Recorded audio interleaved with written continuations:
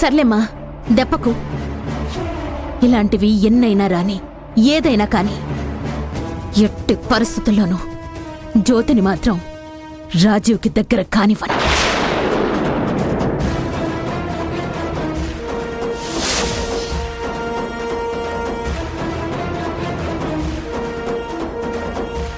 జ్యోతిని ఈ ఇంటికి కోడలిగా అడుగు పెట్టనివ్వను. అవసరమైతే పెళ్ళయ్యేలోపు ఇంకో 4 పూజలు 2 ఫంక్షన్లు పెట్టైనా సరే జ్యోతిని పిలిపించి రాజీవ్ మనసులో దాని మీదున్న ప్రేమను పూర్తిగా చచ్చిపోయేలా చేసి ద్వేషాన్ని పెంచి శత్రువుని చేస్తాను.